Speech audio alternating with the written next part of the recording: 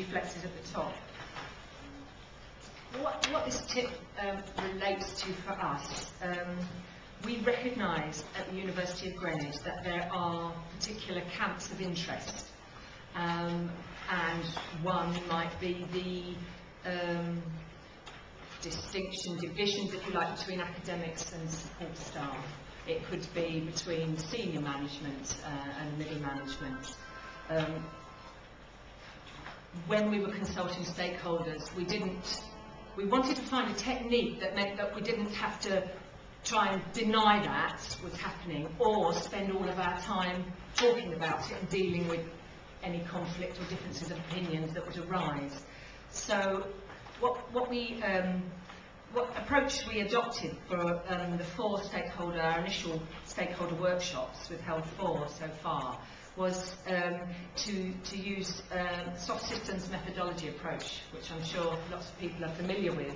But instead of bringing people to us and saying, look, this is the problem, this is what we're going to talk about, we brought them here, and we've said to them, you tell us what your experience is, and we use rich pictures, and we've got groups of different representatives across the university, both academic and support staff, into a room together. We sat them down and we got them talking, and they represented their experiences through a rich picture.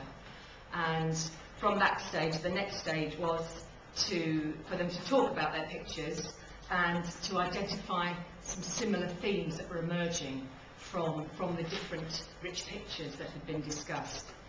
And from this, we found some common themes. And so instead of people concentrating on what the differences were and what their different views are, they were recognising similarities where they existed.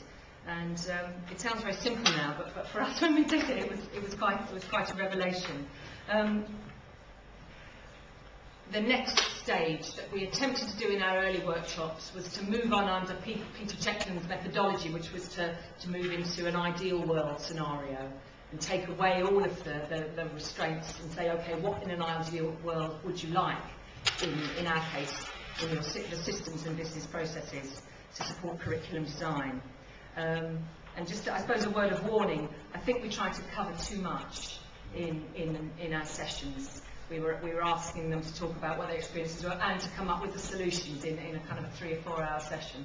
And of course, if they'd all been able to do that, there wouldn't have been a university that had been making millions in consultancy. So, but we did find it a useful technique to, instead of trying to avoid differences, to accept them and to move on. I don't know if Stephen, you've got anything to add, because you were at the Indeed.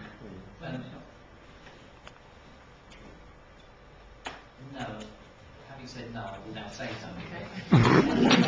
Typical response. No, I have nothing to add. Just to reinforce what you said. That it was clear from that first workshop that the delegates were very, very interested in getting off their chests what they thought about the current system and how much they disliked it and what they liked about certain things as well. Taking them forward into the redesign, all within one session, was just a leap too far for them. But hopefully you'll be able to bring some of those back in for subsequent workshops and work with them now that you've engaged their interest. So does the workshop engage the interest? As a comment on that one, we had